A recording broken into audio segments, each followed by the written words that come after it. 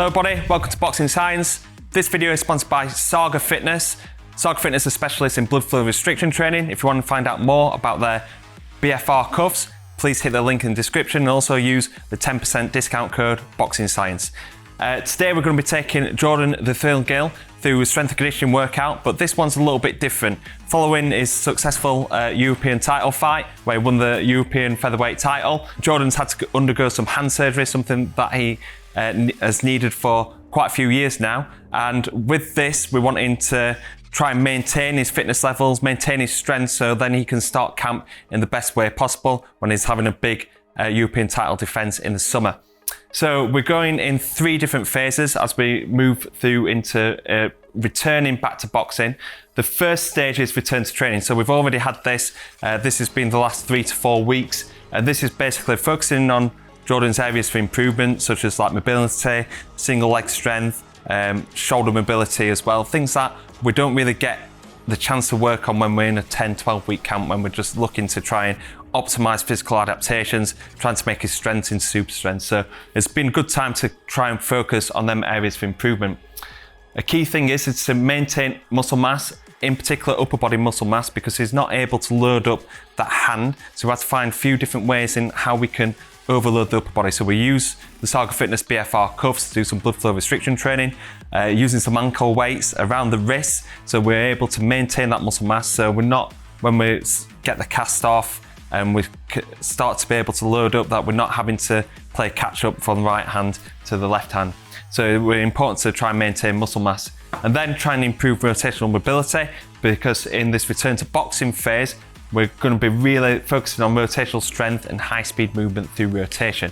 When he returns to boxing, so this is the stage that he's in now, because he is starting to punch light loaded on his right hand, being able to do a lot of left-handed work as well. He's going to be going into some high speed rotations.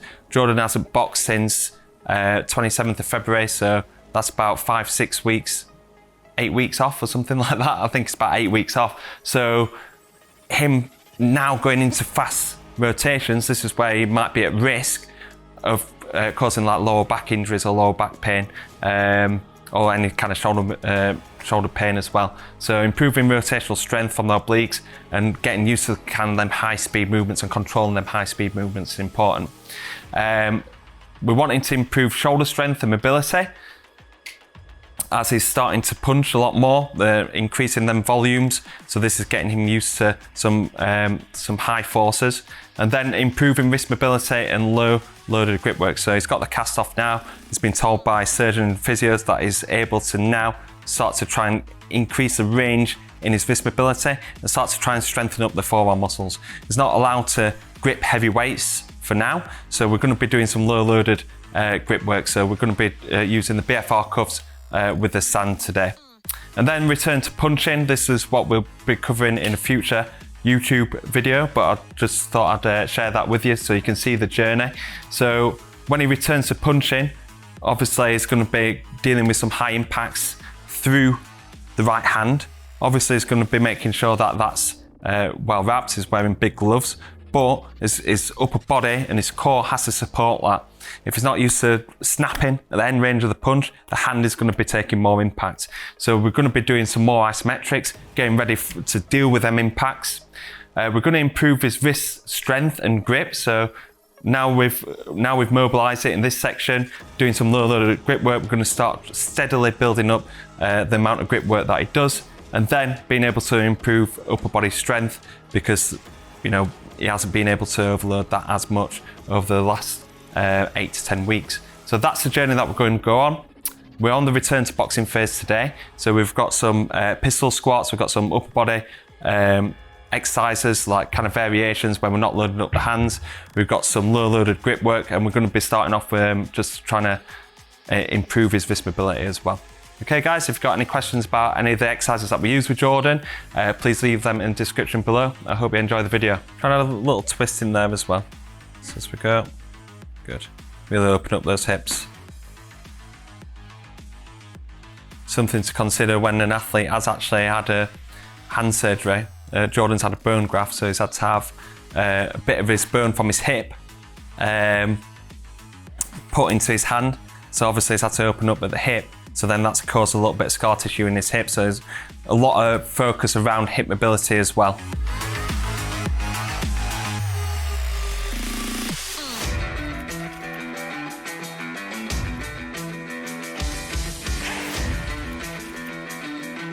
Just working, rocking over, holding at the end range, and then back. Because obviously you've been and cast a lot of scar tissue around that hand. We're just wanting to try and improve wrist extension, okay?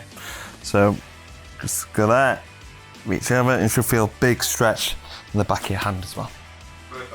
Yeah, do both hands. Yeah, might as well, because not many boxers have great wrist mobility anyway. I find like a lot of boxers, they tend to not want to do like the press ups. They have to do it on the RX pad with on the knuckles, because they just haven't got that range, because obviously they have the wraps on, a lot of punching, and not much kind of extension. But then this can result in like hand injuries, wrist injuries as well. So like if you're struggling like to get your hands back during a press up action, this exercise would be good. So it's good for Jordan in this case because it's helping him with his rehab with his hand, but really it's good for most boxers to use.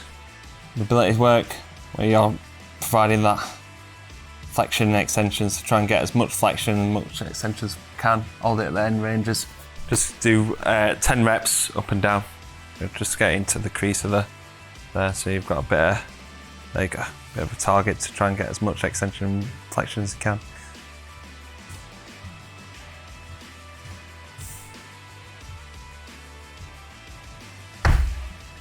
Good.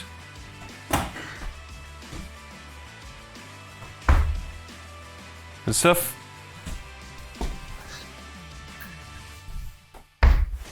Good. Try and stick on your heels a little bit more. Feet a little bit wider.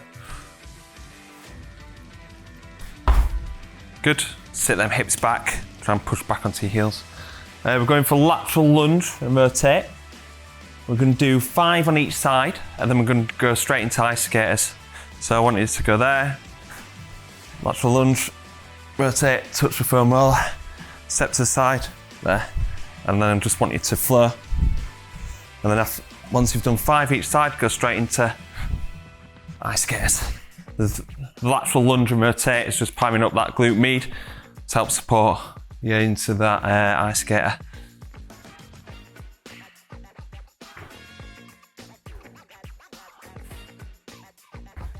Beautiful work, well done. Yeah. So yeah, because like what you can be guilty of sometimes is using that knee too much on the ice skaters. So doing them lateral lunges is just opening up the hips, getting the glute med working, getting into a strong position. Take that leg away there, in a good strong ice skater position. So what we'll do another set of there, and then what we'll do, we'll float into it a little bit more, get a little bit more dynamic movement, control that landing straight away. Great. There we go. Little pop.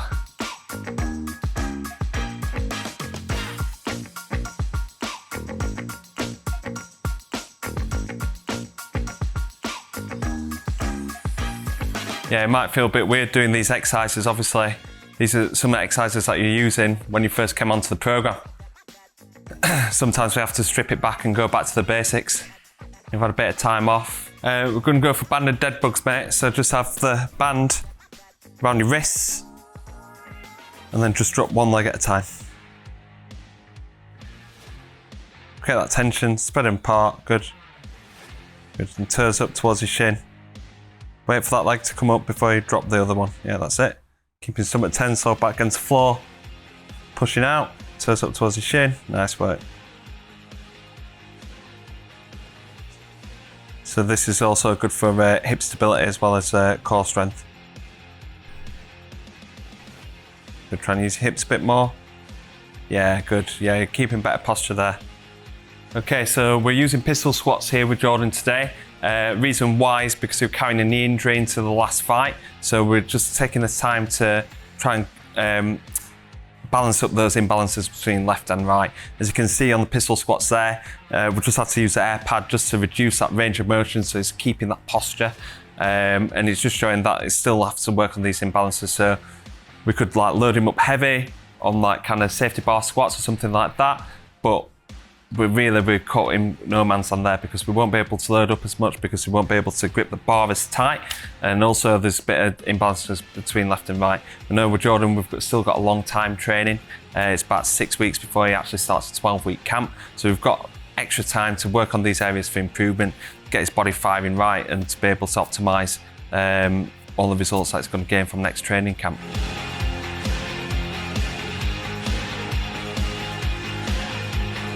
Go normal on the way up, hold, and slow on the way down.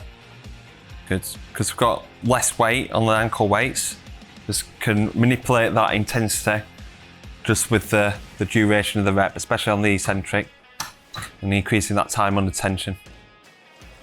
Get them shoulders strong, help protect the shoulders, get ready for them increased punching volumes. Traps down as well, so it's just raising the arms, that's it, good. You just want to optimise the delt activation there, rather than shrugging up and start using the traps to assist. There, hold it in, drive up, hold, and come down. So it keeps your posture. What people tend to do when they do single leg work, either move the hips or they start using the lower back. This keeps everything locked in and engaged. So pulling it in, not pulling it into your chest where you're losing posture there, but keeping it like kind of on line with your hip. Come down, hold it at the top. Good, belly button tucked in, core switched on.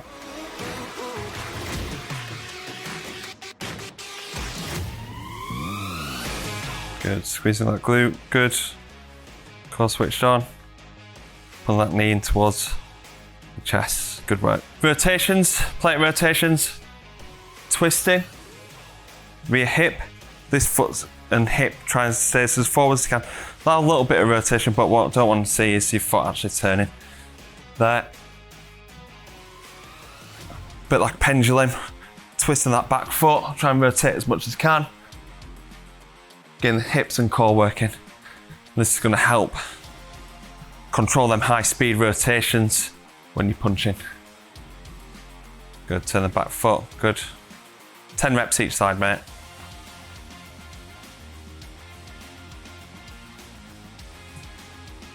Don't let your arms come across your body. There you go. So you want this, like your sternum, to be on line with the midpoint of the plate. Good. Yeah, because what I don't want you to do is rotate and then be like your arms coming across and then going behind you. There, control it. Chest on line with the centre of the plate, and also it shows that little bit that you're controlling that rotation through, so it's quick, but control. And that's when your core's switching on, rather than it kind of swinging and then your arms going back. Yeah. So we're going fast, controlling, absorbing that rotational force, twisting round, and twisting that back foot. Getting as much rotation through your hips as you can.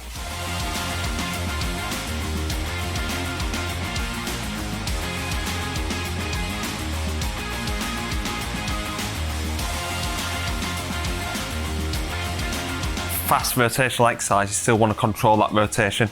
So like, as we say, anti-rotation. So like anti-rotation is like pull-off press, or like cable rotation where you're having to hold it. Just because we're doing it fast doesn't mean that we're not doing anti-rotation, because if you're not controlling that rotation, go across, then you start using your back, start losing that tension through your obliques. And it's important for you to get better at this phase, because when you're going back onto the pads, rotating fast into the shots, something that you haven't done in a while. So it's just getting used to that, preparing yourself, so it's eliminating that likelihood of injury.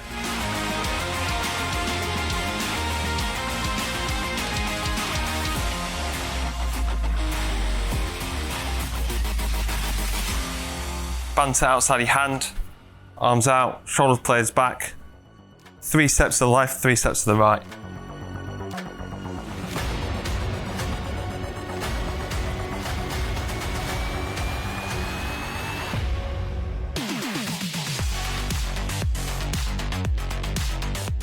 Yeah, time, 20 seconds off.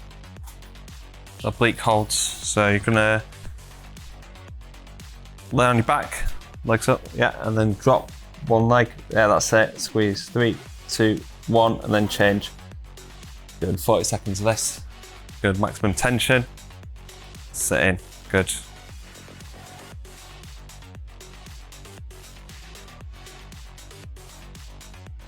Three, 2, 1, and time.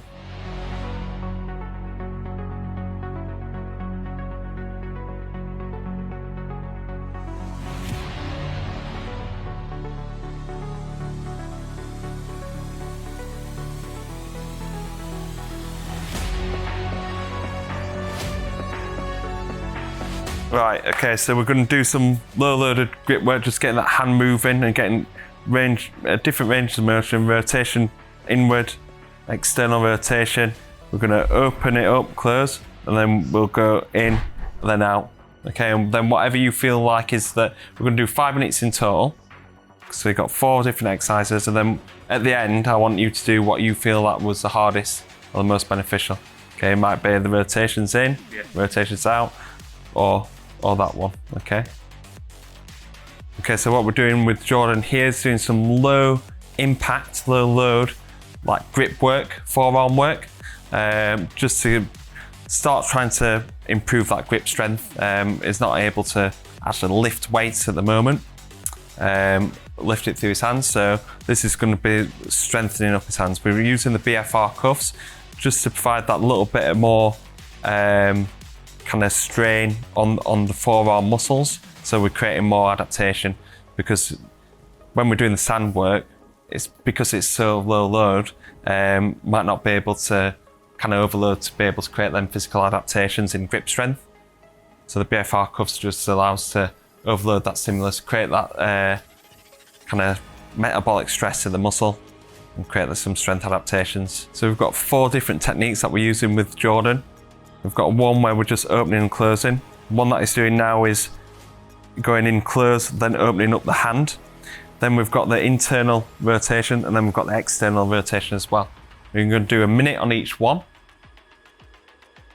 Total of 5 minutes work. So we're going to do 4 exercises, and Jordan's going to select one that he feels that is the most beneficial to do for the last minute.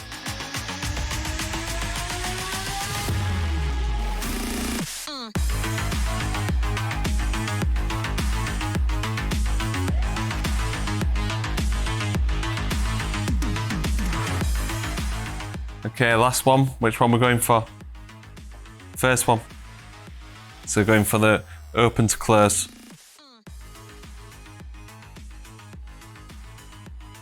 So this is a great exercise for Jordan in his rehab, but it's also great for like anybody looking to try and improve the forearm strength or try and protect the hands. Like I said, using the BFR cuffs is going to make this exercise more beneficial, a little bit harder as well. If you're wanting to get your hands on the BFR cuffs, you can check the link in the description, Saga Fitness, and you can get a 10% discount using the Boxing Science discount code. Similarly, if you're looking to get your hands on any sand, you can go to your local beach and get arrested for taking it home.